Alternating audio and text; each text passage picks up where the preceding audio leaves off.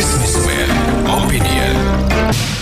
Mitra bisnis menghitung bulan turun jabatan, Presiden Jokowi melakukan rombak kabinet lagi. Menkumham Yasona Lauli dicopot dan digantikan dengan Supratman Andis Adgas. Sementara Menteri ESDM Arifin Tasrif dicopot dan digantikan oleh Bahlil Lahadalia. Sedangkan posisi Menteri Investasi Kepala BKPM yang ditinggalkan Bahlil diisi oleh mantan Ketua Tim Kampanye Prabowo Gibran, Rosan Ruslani. Selain itu, Presiden juga mengangkat Angga Raka Prabowo menjadi Wakil Menteri Kominfo sehingga saat ini ada 2 Wakil Menteri Kominfo. Apa komentar Anda mengenai rombak kabinet di injury time ini?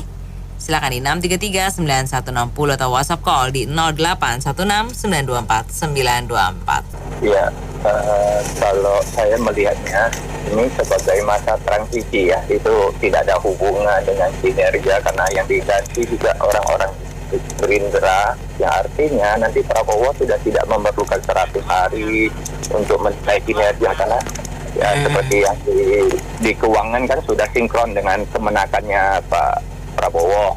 Itu sih. Kalau soal khusus itu ya soal Lauli itu hanya korban keadaan lah, karena kan ini Golkar lagi munas, tentu nantinya akan ada pengesahan oleh Menkumham. Kalau masih dijabat oleh Lasona, besar kemungkinan ada perintah dari atas untuk tidak mengakuinya bla-bla atau dipersulit lah ya. Jadi kemungkinan besarnya di situ bahwa PDIP sudah berseberangan dengan Presiden dan Presiden masih memberi ruang untuk menteri-menterinya itu sudah anggaplah balas budi, padahal di politik nggak ada lah balas budi, semua demi kepentingan kok. Kalau bukan calonkan Pak Jokowi, emangnya PDIP bisa menang dengan calon sendiri? Kayaknya sulit deh. Kalaupun PDIP nggak mencalonkan, apa partai lain nggak mencalonkan? Kayaknya juga masih peluang tercalonkan. Nggak usah sosokan bilang tidak tahu budi lah. Emangnya budi apa ya? Politik itu kan seperti dagang, ada untung-untungannya. Kalau nggak ada untungnya untuk apa? Nggak usah jadi orang munafik gitu aja sih. Silakan ada peribahasa Mandarin, jenan cenjen satu orang punya masakan selera nggak mungkin bisa cocok seluruh bangsa. Contoh aja, si Jinping juga belum tentu cocok, tapi dia benar-benar jalankan tugasnya. Sejak udah lama ya Soekarno, Soeharto juga ada yang cocok, ada yang enggak. Itulah manusia di dunia. Tapi Jokowi dibandingkan Presiden Ukraina sama Ketua Hamas, dia mendingan, tidak membunuh rakyat kan. Kita masih mending sini. Ya kita lihat aja, Jokowi kan dia juga ada jasanya banyak. Ya istilahnya sebagai bangsa Indonesia, dia kan juga nggak mungkin dia sendiri, dia kan ada turunan semuanya. Ya tergantung masing-masing manusia Indonesia yang nilai dia, prospeknya apa, positif negatifnya. Ya dia sekarang mereshuffle kan, mungkin dia punya pandangan apa, juga mungkin untuk masa depannya. Dia juga nggak mungkin sampai Indonesia terjerumus kehancuran, dia juga kena. Ya kita tunggu aja dah. Nama manusia di dunia kan pasti ada, seperti di Jepang, di mana. Ya kita contoh sekarang di Thailand kan, rakyat aman-aman kan, udah kita tunggu aja. Ya gitulah manusia hidup di dunia. Ya dia lagi cari posisi aja, pengamanan aset ya. Tapi sebenarnya kalau kita lihat, dia tuh sakit hati sama Megawati. Cuman rakyat yang dikorbanin. Nah inilah ego ini. Jadi seorang pemimpin, memang saya tahu dulu Jokowi itu dihina sampai hinana ya. Jadi dia bilang kasihan deh lo. Tapi sebenarnya ya namanya kita pemimpin ya biasalah digituin. Cuman si Jokowi nggak bisa terima, dia sakit hati dan sekarang ini mau membalaskan dendam itu. Jadi semua orang PDIP dicopot. Tapi memang sih Menteri Hukum dan HAM nggak ada prestasi. Dan anaknya kan kena kasus apa tuh nggak diproses juga. Jadi sulit lah di sini. Sebenarnya rakyat yang kasihan ya. Jadi rakyat itu sia-sia milih pemimpin, sia-sia bayar pajak. Buat apa? Akhirnya pemimpinnya nggak kerja, cuman ngurusin dendam pribadi, seperti cerita silat aja. Terima kasih. Iya, saya rasa gini ya. Pemerintahan Prabowo Gibran ini kan menguntung keberlanjutan ya. Ya kan, jadi kalau misalkan Pak Jokowi sekarang sudah jadi sekarang melakukan reshuffle kabinet di injury time, ini yang karena itu keberlanjutannya ini gitu loh. Kalau seandainya pengganti Presiden Jokowi itu bukan yang mengusung keberlanjutan, mungkin belum tentu terjadi reshuffle di injury time ya gitu. Nah ini karena pertama musuh keberlanjutan soalnya masalahnya situ ya. Dan saya lihat ini Presiden Jokowi ini ingin menjaga stabilitas dan menjaga stabilitas dan kesinambungan dari pemerintahnya ke pemerintahan yang baru nanti, ke pemerintahan Prabowo itu dia ingin agar tetap terjaga dengan baik, gitu kan. Jadi di sini saya lihat seperti kemarin ya, reshuffle dia mengangkat kepala Badan Gizi Nasional, ya kan. Ini sudah kelihatan ya, di mana ini artinya kan kepala Badan Gizi Nasional ini kan bisa bekerja lebih awal. Artinya nanti ke depan biar nanti di pemerintahan Prabowo Gibran nanti untuk program makan bergizi gratisnya itu bisa berjalan dengan baik, ya kan. Jadi saya rasa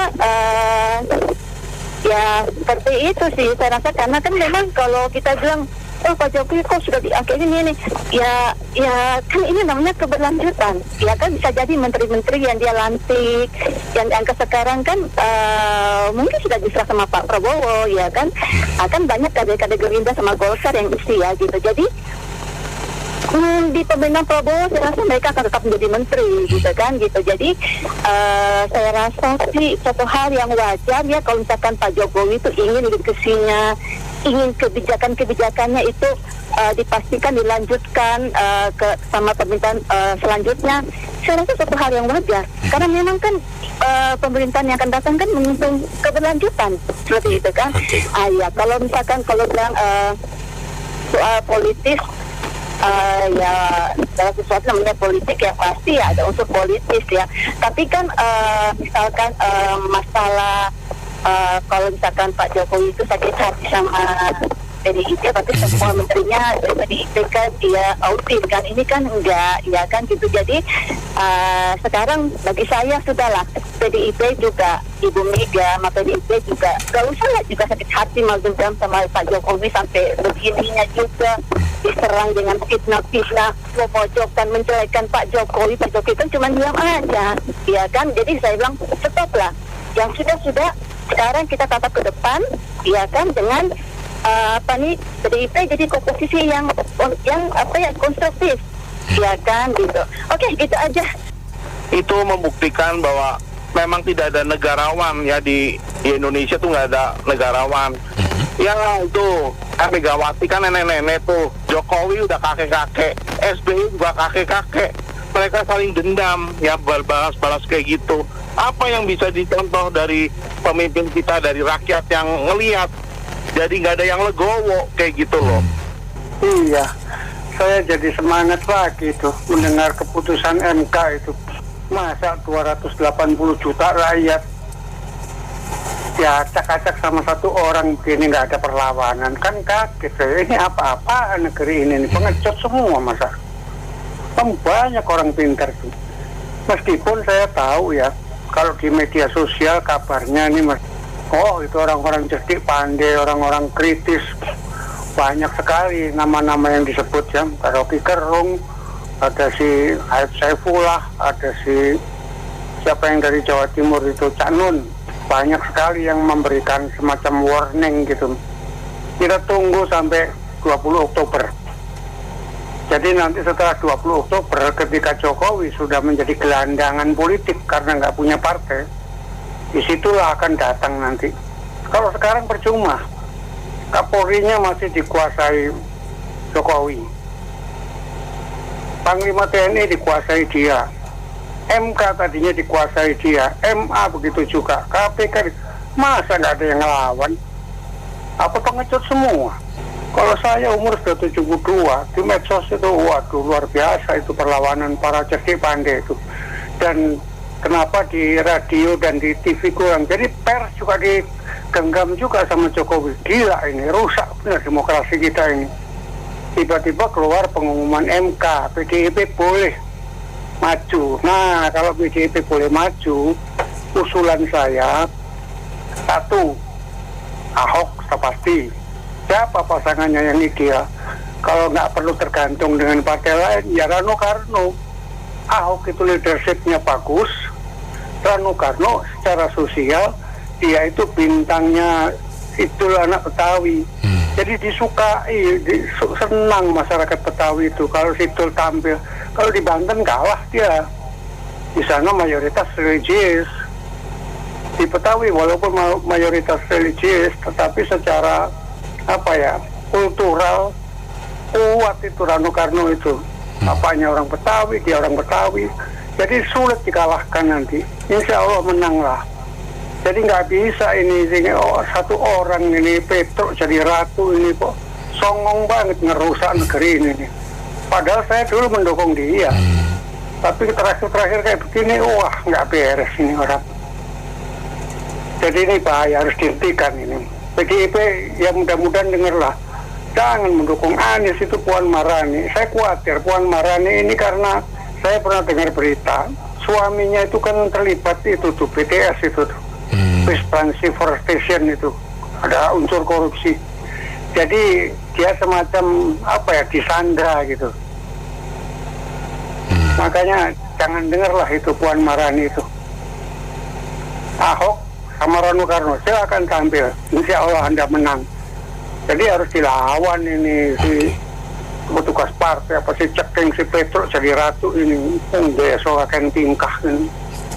Ya, kalau saya sudah bilang di beberapa TV dan radio pas sebelum AHI dipilih, jadi Menteri Aparatur Pendagangan Aparatur Negara atau Kepala BPN juga Mahfud MD mundur dan digantikan Pak Hadi kalau tidak salah ya.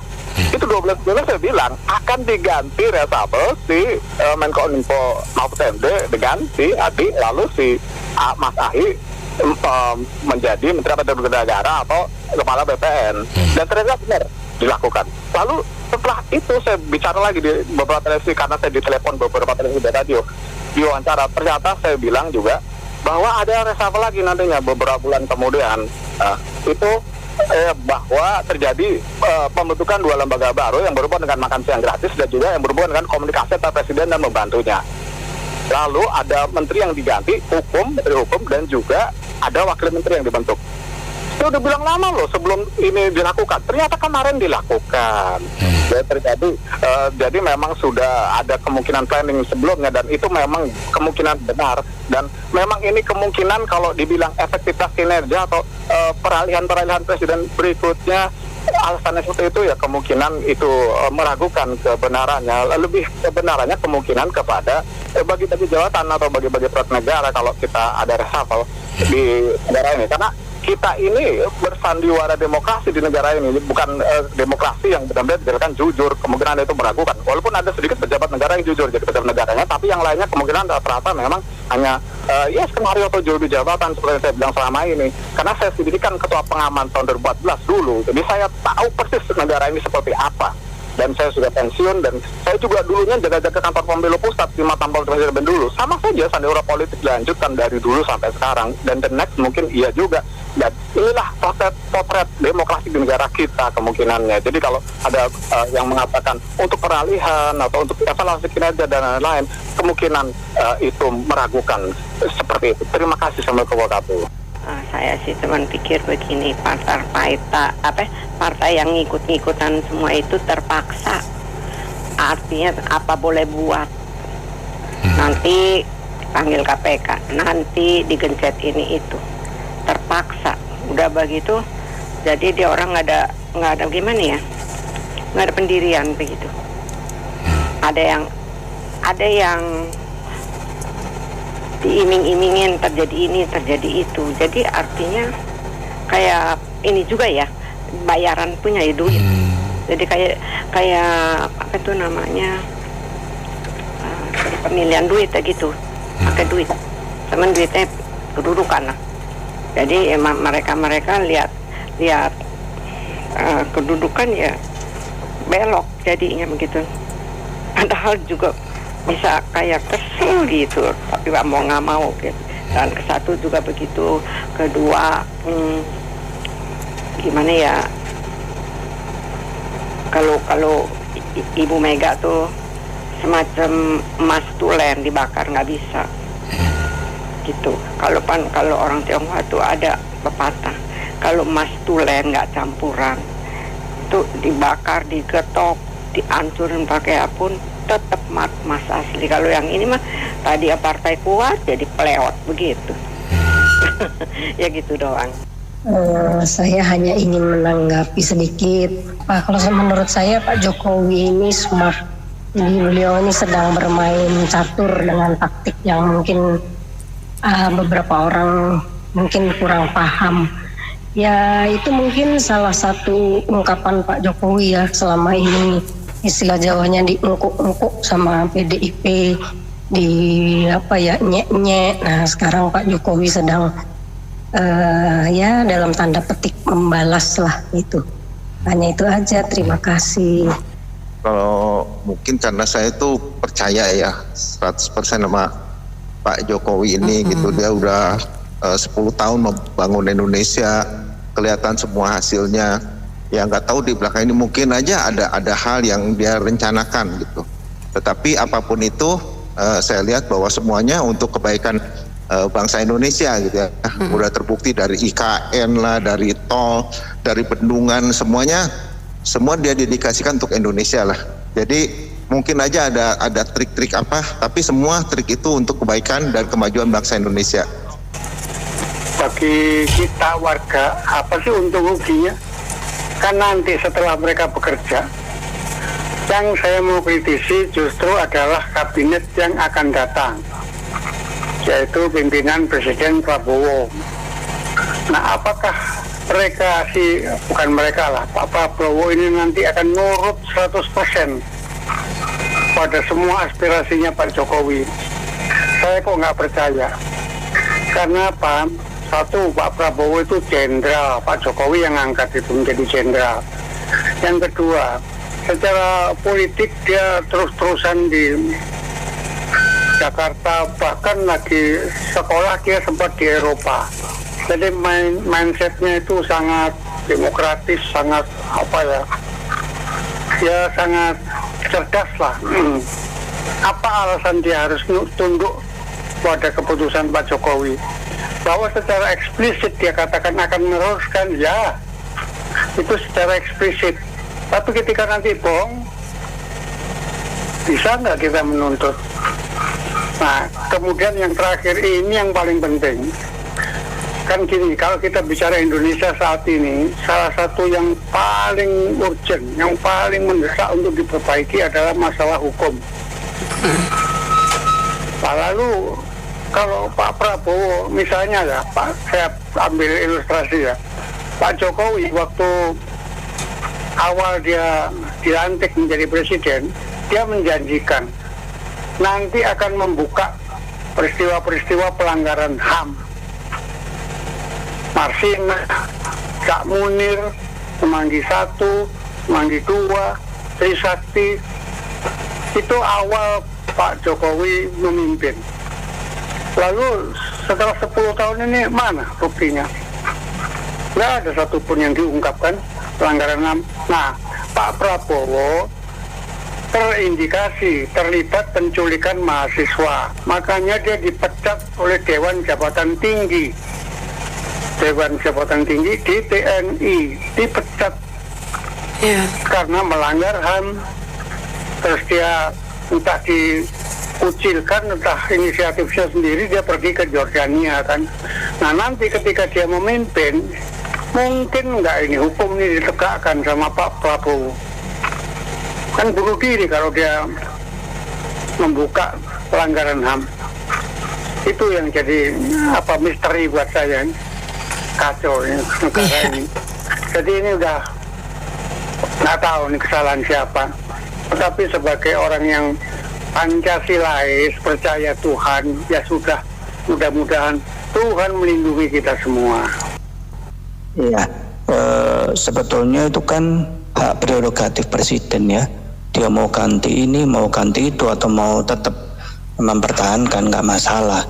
Dan menurut saya apa yang dilakukan oleh Jokowi itu dalam rangka membantu Pak Prabowo ya untuk pemerintahan ke depan dengan menempatkan orang-orang yang disepakati oleh Prabowo Gibran untuk menempati posisi-posisi kementerian ya, dan kemungkinan besar kan mereka semacam magang dulu ya sambil dibimbing siapa dengan oleh Jokowi untuk peralihan ke Prabowo ya, dan kemudian kan ada beberapa pos yang apa itu masalah makanan bergizi atau apa ya, saya nggak tahu, dan itu kan sebetulnya jauh lebih baik ya mereka sudah mempersiapkan, mereka mengetahui bagaimana mungkin ya yang belum pernah di pemerintahan, mereka mulai belajar bagaimana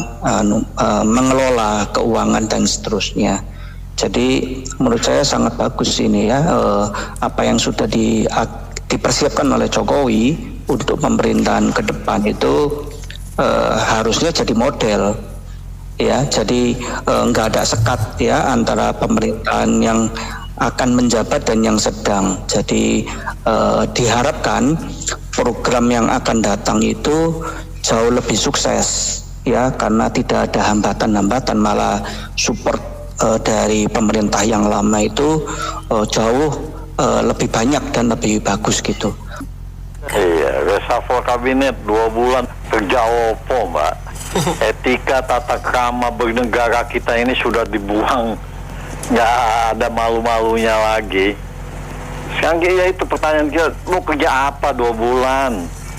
Sedangkan kita dikerja di perusahaan saja 3 bulan kinerja kita dinilai bisa tidaknya. Ini 2 bulan apa yang mau dikerjakan? Apalagi ada wamen apa tuh, Menkominfo. Itu wamen Menkominfo apalagi? Yang kita pertanyakan, yang kita suruh minta waktu PDT pusat data kita di hack gitu gimana, yang mengancam-ngancam minta uang sekian miliar, kasusnya gimana itu? Udah dilacak belum? Itu saja belum, salah aman-aman saja. Jadi kembali lagi saya bilang, nggak tahu lah ini atas persetujuan Pak Prabowo, atas inisiatif sendiri, nggak tahu ya. Kok yang mau dikerjakan apa kalau misalnya reshuffle ini? Dari dulu tidak ada, udah mau habis duduk jabatan tidak ada yang reshuffle. Orang fokus kerja menyelesaikan kerja masa baktinya sampai selesai setiap pembantunya itu. Ini belum selesai, belum apa udah di reshuffle. Jadi kembali lagi ya kita tonton saja lagi lah Mbak. Kita dagelan-dagelan ini kayak lucu-lucuan jadi kita ini. Lihat bukannya apa-apa, founding father kita ini melihat sekarang ini kok kayak begini carut marutnya ini kepengurusan negara, apalagi katanya mau bekerja di IKN sana, nggak tahu Kalimantan tempat saya itu nggak tahu ya. Balik lagi ke gedung kolonial ya enggak, itu bukan gedung kolonial, itu perjuangan darah semua yang diperjuangkan oleh pendiri bangsa kita. Berbicara tidak berpikir, bukan apa-apa. Kasihan founding father kita ini, semuanya diputuskan begitu saja. Gini Bu, kalau menurut saya sih ya, ini mungkin Pak Jokowi nggak sejalan dengan PDIP lagi. Jadi semua kabinet yang ada yang akan datang tuh ya, yang ada yang ada orang PDI pasti disingkirkan. Kalau menurut saya ya, ini nggak tahu ya, ini pribadi saya. Dan itu menimbulkan, kita bisa lihat tuh suatu kebencian Pak Jokowi dengan Partai PDI itu, jadi semua mau dibersihkan gitu. Yang saya bilang itu salah satunya yang tidak sejalan, yang akan datang itu. Dan saya kan mau ngomong juga sama yang tadi ya, yang drop-on itu dibilang katanya Pak Gibran ini hanya magang. Ini negara loh. Ini negara, ini besar sekali negaranya. Kalau magang kan orang kuliah di perusahaan-perusahaan mana bekerja gitu, belajar ya. Ini negara loh, negara besar. Ini jangan dianggap magang, jangan sembarangan ini. Kita ronga sedikit habis sama negara orang nih, sama negara lain. Nggak boleh, ini negara ini. Harus benar-benar yang dipimpinnya. Coba kalau pemimpinnya nggak baik ya, ambruk ini negara. Saya pikir di sini perannya dari politikus PDIP ya. Kalau semua orang berusaha untuk play by the book, Maka PDIP politician itu juga harus play by the book. Artinya konsolidasikan kekuatan di DPR RI, DPRD provinsi dan kota untuk memberikan pengawasan yang lebih ketat lagi, dan itu juga hak prerogatif anggota DPR juga untuk melakukan pengawasan terhadap kinerja presiden atau kementerian yang baru sesuai dengan komisinya. Misalnya si Pak Yasona diganti dengan si siapa tadi Atgas, maka anggota PDIP yang dari komisi yang menangani Kemenkumham itu harus menjadi lebih nyaring, berani, dan berintegritas untuk kepentingan penegakan hukum rakyat. Gitu. Kalau selama ini masih ada semacam tempo seliro, ada semacam pemahaman karena toh menterinya nomor satunya juga dari PDI, kan sekarang bukan lagi. Jadi kalau perlu membentuk pansus-pansus 30 pansus di minggu ini, dan kalau memang itu bisa dibentuk dalam hal kepentingan dan forumnya, bentuk, karena itu juga hak prerogatif anggota DPR RI yang dilindungi oleh undang-undang, sama seperti hak prerogatif presiden mengganti menteri loh. Kalau 10 hari lagi mau turun presiden juga dibentuk pansus kan nggak apa-apa juga, kan hak prerogatif juga, secara etika dan secara hukum benar. Nah, namun jika itu tidak dilakukan anggota partai PDIP atau ketua-ketua komisi yang datang dari PDIP, ya maka PDIP sebenarnya memang kalau ada dibilang presidensial lame duck phase, yaitu fase lame ducknya seorang presiden. Kalau ini justru PDI yang mengalami mati sayu atau lame duck itu, karena 3 bulan menuju pergantian pemerintahan ya adem ayem, ya kayak ayam sayur sakit gitu. Ini saya memotivasi anggota PDIP yang jadi DPR RI, marilah untuk kepentingan rakyat bikin pansus, sebanyak-banyaknya pansus kasus apapun yang terjadi di Indonesia sesuai dengan kementerian atau komisi masing-masing. Tidak mesti kasus hukum ya, kasus ekonomi, kasus budaya, kasus sosial dan sebagainya. Jadi maju terus PDIP kalau punya keberanian. Kalau nggak punya keberanian ya PDIP jangan maju, jangan bersuara. Terima kasih. Kita melihat seorang presiden yang luar biasa dalam membangun infrastruktur Nusantara ini. Dan juga kita melihat di dalam injury time ini juga membangun infrastruktur kekuasaan demi pengamanan daripada ibu kota Nusantara.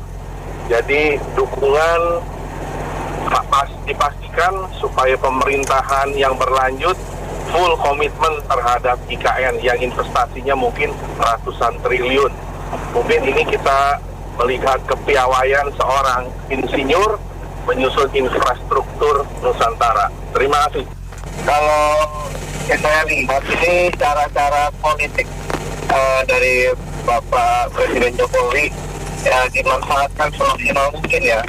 Itu dia satu politik, dia prerogatif presiden, dan kedua dia mau seolah-olah tanda kutip mau adu domba antara PDIP dengan Gerindra.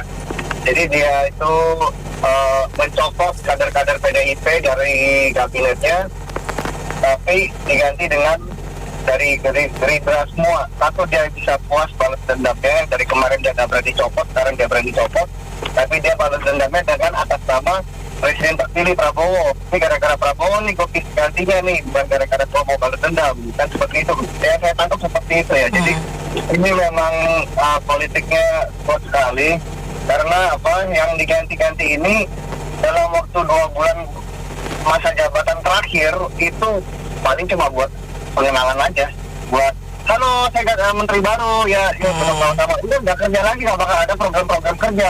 Melanjutkan program yang lama pun tidak bisa karena dia terlalu singkat ya. Terlalu singkat, betul, nggak ngerti apa-apa. Tinggal paling yang jalan itu cuma eselon 1-2-nya aja yang tetap jalan. Isinya jalan itu cuma benar-benar cuma produk politik ini. Jadi ya kita rakyat jangan dikira bodoh-bodoh amat lah ya. Kita bisa nonton, bisa lihat kenapa sih sampai di akhir masa jabatan itu getol banget gitu loh. Ada apa sebenarnya? Apakah karena takut disenggol nanti atau karena apa? Itu kita mesti tahu dulu. Lagi pula dengan pembangunan 10 tahun infrastruktur itu betul nyata adanya, tapi hutang yang kita dapatkan itu kita 8.000 triliun. Nah, gimana ya? Apakah mungkin saya jadi presiden juga 8.000 triliun cukup Bu untuk bikin infrastruktur itu? Apakah sepadan pembangunan sama hasil utang yang dihasilkan? Itu aja cerita. Menilai itu curi start aja untuk angkat mereka. nanti akan begitu Prabowo sama Gibran sudah lantik, ya sebenarnya tinggal teruskan. Gitu menurut saya, curi start untuk mengangkat yang berhubungan dengan kemarin ya jasa-jasa mereka gitu aja sih. Sebetulnya tuh ada motif politik juga. Ada 2 menteri dari PDI Perjuangan yang dipecat oleh Jokowi. Salah satunya Yasona Lawli itu.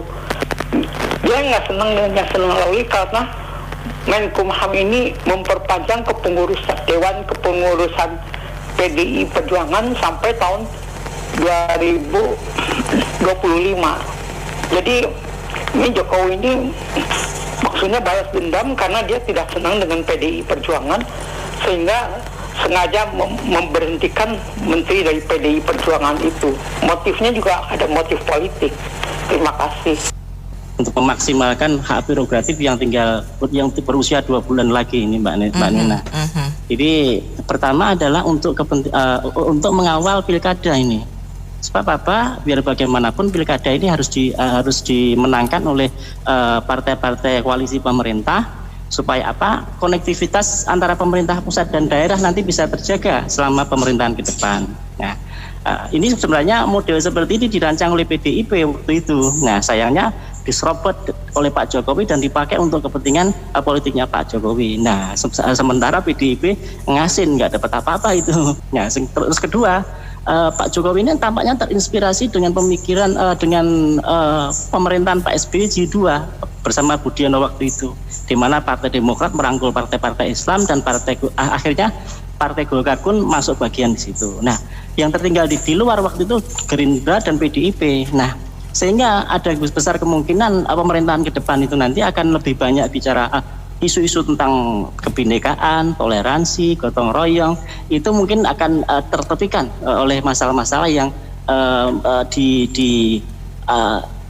digadang atau digalang oleh koalisi partai-partai yang ada. Nah, makanya ini tapi ada satu hal lagi bahwa antara Pak Prabowo dengan Pak Jokowi ini sebenarnya bukan teman lama, mereka baru kenal saja sepertinya. Nah, sehingga sementara mereka punya kepentingan yang sama, yaitu bagaimana tetap bisa berkuasa di RI 1 dan 2. Maka ini akan jadi bola liar yang bisa mengancam pemerintahan ke depan. Saya pikir begitu. Menurut pandang saya itu habis manis cepat dibuang. Ya kalau biasanya kan begitu. Tapi kan biasanya pejabat merupakan lanjarannya itu harus hati-hati lah. Apa betul kata Gus Dur, sebaik-baiknya teman pasti ada kebencian. Ini hati-hati negara ini kan kanan kirinya kuru-kurunya semua, pasti ada waktunya. Jadi jabatan itu kan tidak melekat, hanya sementara. Nanti dikhawatirkan kalau ketemu gengnya yang lain, lihat balas dendam nanti dihabisi semua. Itu ngeri nanti itu. Dicoba aja nanti lihat perkembangannya. Ini kanan kirinya pemerintahan sekarang itu juga yang ahli-ahli banyak. Jadi negara ini tidak membutuhkan orang pintar-pintar, tapi membutuhkan orang yang punya duit. Saya sementara gitu aja lah, nanti dilihat perkembangannya aja. Ini memberikan karpet merah kepada Gibran, karena dia takut anaknya ini khawatir dengan anaknya nih. Jadi ya memberikan apapun yang terbaik buat anaknya. Dia tuh sayang anak, luar biasa ini Jokowi ini. Negara dibikin buat sayang anak, dan dia nggak peduli lagi dengan PDIP. PDIP mau gimana terserah. Ini yang jelas dia ini mengacak-ngacak juga DKI. DKI tidak dikasih sama sekali tiket buat Ahok, buat Anies, dan jadi sekarang ini bonekanya ini sekarang ini kelihatannya Dharma Pongrekun dengan Kun itu nanti diloloskan itu menjadi saingan dari Ridwan Kamil dan Suswono. Jadi ini permainan politik luar biasa nih. Jadi sekarang ini dia juga mau ngambil Golkar. Golkar tuh tangan kanannya itu dipakai tangan kanan orang lain, yaitu Bahlil. Bahlil itu menjadi nanti ketua Golkar. Yang mudah-mudahan mereka itu semua loyal. Kalau Jokowi udah nggak jadi presiden, tapi kalau nggak jadi presiden nggak loyal, ini akan terbalik balik Jokowi ini. Tapi Jokowi harus tahu ada tabur tuai. Siapa yang menabur angin, dia akan menuai badai. Itu harus diingat sama Jokowi. Karena apa, hukum karma akan berlaku. Itu aja, terima kasih. Bisa lebih cerdas ya, karena cerdas itu adalah kekayaan daripada kita. Jadi bukan SDA yang kekayaan untuk bangsa Indonesia, tapi kecerdasan itu kekayaan untuk kita. Terus saya kepengen flashback pada saat Gus Dur dikudeta. Oleh siapa? Tahu kan? Pada saat Gus Dur dikudeta, anak-anaknya itu nggak protes sama sekali. Dan sampai sekarang mereka itu juga diam, termasuk istri Gus Dur juga diam. Saya tuh bener-bener salut banget gitu ya. Jadi artinya di sini orang tuh nggak perlu mencaci maki seseorang sebelum mengaca pada dirinya sendiri sebenarnya bagaimana gitu ya. Terus satu lagi, misalnya gini ya, kemarin malam saya terima tantangan, bukan saya sih tepatnya, Kepolisian Republik Indonesia, saya minta, saya mau ketemu. Nggak tahu itu nanti saya dipanggil apa enggak, saya diberi waktu ketemu apa enggak. Itu saya lihatnya di sosial media ya, I'm sorry to say. Jadi artinya orang satu ini itu hilang ingatan atau memang nggak ngerti kalau yang namanya negara itu ada tata keramanya. Tata kerama itu jadi struktur organisasinya itu juga ada gitu ya. Lah hal seperti ini apakah kira-kira nggak dilihat oleh negara tetangga bagaimana? Terus satu lagi, IKN. IKN itu investasi jangka panjang 20 tahun ke depan. Bukan baru sekarang aja, maksudnya bukan sekarang 1 tahun Jokowi selesai terus selesai. Prabowo sampai turun 5 tahun, belum tentu juga selesai karena masih banyak yang harus dibangun. Dan kita juga harus appreciate dong kepada orang-orang di Kalimantan yang sumber daya alamnya dikeruk selama ini belum diberi kesempatan. Dan lagi pula kalau IKN berada di Kalimantan Timur itu, nantinya ke Papua itu jaraknya cuma 2 jam. Tapi kalau ke Jawa itu jaraknya 5 jam. Jadi kita tuh juga harus mikir hal seperti itu. Kalau sekarang investasi infrastruktur itu masih tidak terasa, itu dikarenakan investasi infrastruktur yang di daerah 3T penghuninya masih kurang. Jadi dongkrakan daripada ekonominya itu kurang bagus, artinya kurang tinggi. Terutama di Jawa tidak merasakan. Nah ini yang benar ekonomi, maksudnya efek daripada ekonominya. Jadi jangan mengatakan bahwa hutang kita gede, ya nggak heran lah kalau bangun infrastruktur sekian triliun. Bukan itu, tapi infrastruktur itu tanggung jawab daripada negeri atau pemerintah untuk membangun, memberikan kepada rakyatnya. Tahu nggak di daerah Maluku aja masih ada orang yang sakit harus ditandon atau dipanggul berjalan 2 jam. Untuk mencapai puskesmas. Cuman puskesmas loh Mbak Nena, bukan rumah sakit. Itu kan kasihan gitu loh. Ya udah deh Mbak Nena, ini aja dulu, makasih. Menurut saya yang direshuffle ini adalah anggota partai, kabinet dari partai yang tidak mendukung pemerintahan saat ini maupun yang ke depan. Karena dilihat itu kita udah tahu ya Pak Yasona itu orang partai mana kita tahu ya.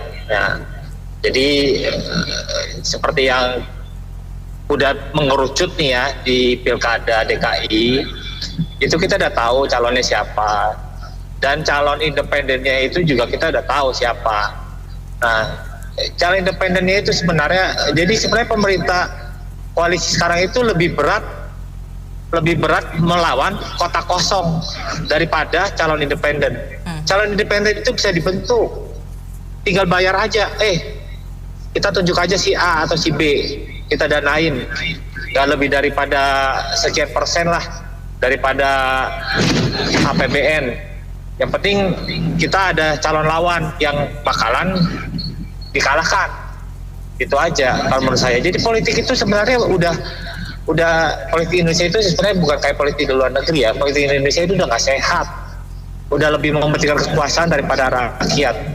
Jadi sikir menyingkirkan orang yang nggak sejalan, nggak sejalur itu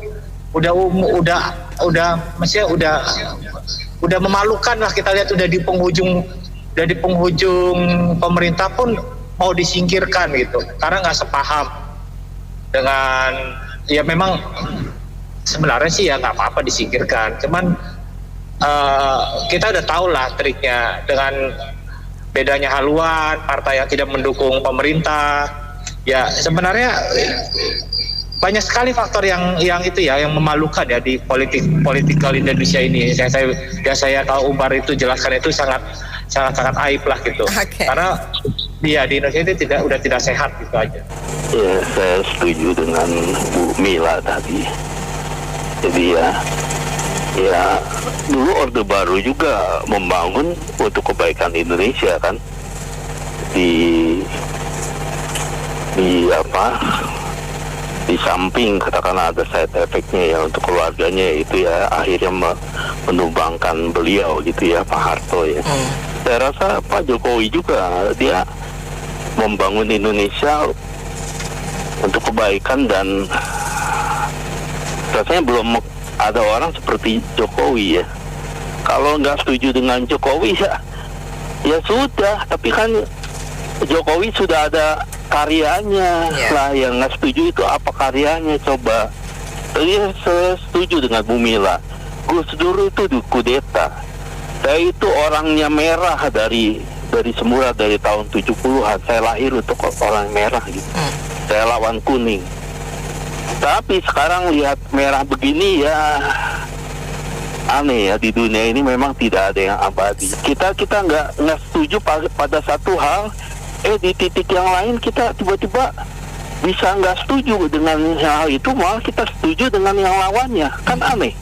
Misalkan dulu saya lahir merah, saya lawan kuning, sekarang saya malah mencampakkan merah karena merah itu udah keterlaluan, itu udah mesti diturunin itu si emaknya itu. Saya malah lebih cenderung ke kuning sekarang, kan aneh jadinya kan. Itulah jadi ya, kalau yang berkuar-kuar nggak setuju dengan Jokowi, diam aja duduk lihat coba hasilnya Jokowi. Nah kalau misalnya Jokowi sudah turun, Anda bisa kembangkan Indonesia, silakan. Ini ya, kalau saya ngomong ini bukan sekedar reshuffle, tapi ini adalah mempersiapkan jalan mulusnya Prabowo ke berikutnya, supaya nggak buang-buang waktu. Jadi kalau ngomong orang bekerja atau orang benar-benar bekerja dan berusaha, jangankan 2 bulan, 1 jam aja banyak, karena 1 jam itu bisa mikir nge-switch ke tingkat lainnya. Contoh, misalnya kita kepepet, kok ini nggak ada ya, kok itu nggak masuk ya, gimana caranya supaya semuanya mulus berjalan, jadi proyeknya jalan gitu ya. Nah, sementara kalau saya malah melihat ini kan ramenya reshuffle itu kan udah mulai dari kira-kira 6 bulan yang lalu ya, tapi kok bullshit terus gitu. Nah, ternyata sekarang muncul. Sebenarnya menurut saya adalah 6 bulan yang lalu itu lebih tepat. Kenapa? Memberikan Pak Prabowo, menteri-menterinya itu nanti jalannya lebih lancar banget gitu. Kenapa saya ngomong seperti itu? Padahal cita-cita Jokowi tidak mengimport BBM, tapi penggalian sumur-sumur dan sebagainya di Indonesia selama 10 tahun itu tidak berhasil. Kenapa? Ada apa? Kan saya ngomong kayak gitu, itu sebenarnya udah sindiran ya kan? Kok baru sekarang ya menterinya terus ke China bekerja sama dengan perusahaan China itu ya. Nah, terus saya bingung gitu loh, kok pada saat mau selesai 2 bulan sebelum selesai kok baru kamu ke China? Ya saya nggak ngomong cuma China doang gitu ya sebenarnya ya. Tapi kok investasinya baru sekarang, sementara tahun lalu KPK mau mencokol dia, kan nggak berhasil. Padahal sudah ada bocoran bahwa KPK sudah sebelumnya sudah melakukan info bahwa akan digeledah di ESDM. Itu 1. 2, Kumham ya. Pada saat sebelum kita Pilpres dan Pileg, itu kan perombakan di Kumham itu gede-gedean banget. Sebenarnya untuk apa sih itu? Terus PJ itu semua yang nenek itu ngomong katanya, kok Jokowi menyalahgunakan kekuasaan bla bla bla, padahal PJ itu yang menyalahgunakan kekuasaan adalah dirinya, partainya. Itu kan juga sudah jelas ada buktinya dan dicokol oleh polisi, termasuk juga yang ada di Malaysia. Terus anaknya yang menjadi supplier tunggal satu-satunya semua lembaga pemasyarakatan kan sampai sekarang juga tidak tercokol. Ini benar-benar menghambat gitu loh. Jadi misalnya contoh baru-baru ini sekjen itu kan dipanggil KPK, terus si nenek kan ngomong ini, weh itu menteri itu, nggak tahu lah, udah tahu saudaranya mau ditangkap ya apa kayak gini kok diam aja loh. Itu masa kita ini semua bodoh atau gimana sih? Nggak ngerti tuh kalau itu terang-terangan menggunakan tangan-tangan dari menteri-menterinya dia untuk melakukan intrap keadilan kayak gitu, intrap penegakan hukum. Lah hal-hal seperti ini itu sebenarnya benar-benar menghambat, dan belum proyek-proyek yang lainnya. Hal-hal seperti ini. Jadi kalau ini ya saya ngomong yang diganti menterinya itu saya kira nantinya berlanjut. Cuman kan sopan santunnya pasti kan nanti Prabowo yang melantik gitu loh, nggak mungkin Jokowi saya atas nama Prabowo, gila. Tapi kalau yang komunikasi itu kayaknya memberi wajah, komunikasi nggak usah dicopot, toh kamu cuma tinggal umurmu 2 bulan lagi, nanti pasti ya keluar kayak gitu kan. Nah yang naik itu udah ada gitu loh. Saya kira kayak itu nggak akan, apalagi Roslan itu ya, itu nggak bakal dicopot, itu pasti terus gitu loh. Kayak Bahlil itu kayak gitu-gitu. Jadi menurut saya jangan ngelihat 2 bulan ya, tapi melihat 2 bulan kalau kita dihalangi, itu sepertinya seharusnya kita kerjanya 1 minggu jadi 2 bulan gitu loh. Nah seperti ini sebenarnya banyak terjadi di Indonesia, sehingga Indonesia ini terhambat oleh diri kita sendiri yang maju. Belum lagi orang-orang yang pengkhianat yang dikirim ke Indonesia untuk menghalangi kita maju. Makasih. Reshuffle tinggal 2 bulan ini nggak lucu banget ya, tapi ya oke lah, itu hak Anda untuk merombak-rombak, memasang boneka. Tapi kita lihat ya, terakhir ini dulu awal dia terpilih itu memilih seseorang menjadi menteri itu lewat KPK loh, Dilitsus dulu loh. Ini orang pernah punya kasus kan?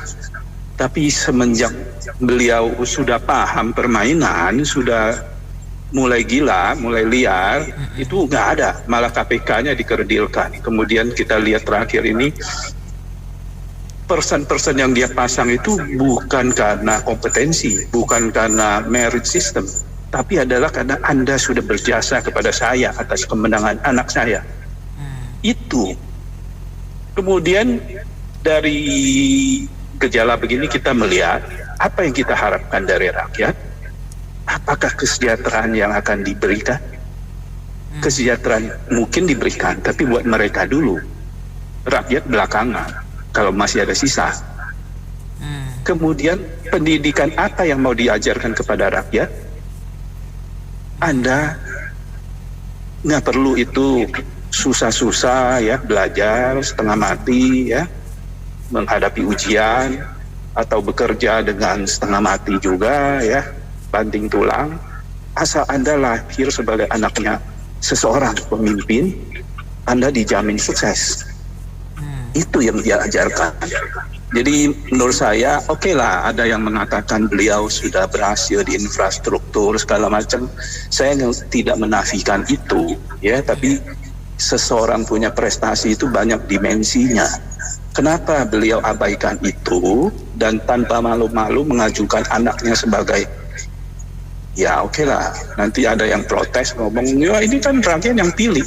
Tapi kalau Anda tidak sajikan itu, rakyat pilihnya dari mana? Ya, ini permainannya sudah sangat jelas dilihat rakyat. Tapi oke lah, dia mengamankan pangerannya untuk menuju singgasana, ya. Di samping juga mengamankan kekuasaan dia agar tetap memberi pengaruh kepada pemerintahan berikut, agar ya saya nggak tahu ya apakah akan diapain di pemerintahan baru atau aman-aman saja ya. Ada prestasi tapi ada juga banyak kesalahan. Ya kalau main bola kan, kalau kita masukin pemain di injury time kan berharap bisa ada gol atau menyamakan kedudukan kan, begitu ya. Iya, jadi ya mungkin yang diganti ini juga para pemain-pemain hebat nih. Kalau kita mau berpikir positif gitu. Tapi yang perlu dicermatin juga bahwa seperti penelpon sebelumnya nih, ya enak nih mendukungnya nih gitu. Maksudnya bukan pay later. Begitu Anda berjasa langsung dibayar sekarang gitu loh. Enaknya gitu sistem yang sekarang. Jadi kalau you kerja kan nggak tunggu kemenangan untuk periode yang berikut baru dipilih. Ini aja Anda begitu tuh cash and carry istilahnya, dibayar langsung dapat jabatan gitu loh. Yang menarik juga itu kayak Kominfo tuh kan kemarin bermasalah ya. Ini dipasang lagi, ada wamen lagi tambah, luar biasa emang gitu loh.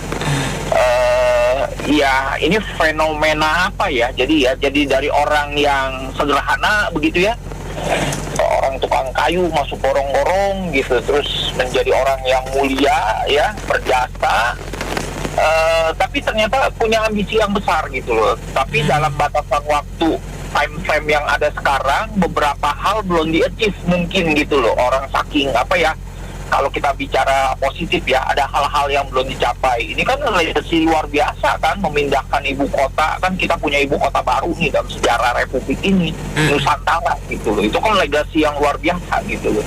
Kalau yang sebelumnya terkenal kan yang luar biasa, misalnya proklamator, itu mendirikan bangsa ini. Tapi ini kan ada satu ibu kota baru yang memang ini pekerjaannya panjang untuk menjadikan ibu kota ini ibu kota yang masyhur, di mana menjadi pusat berdirinya satu negara yang punya peradaban yang baik. Ini cita-cita mulia sebetulnya gitu loh.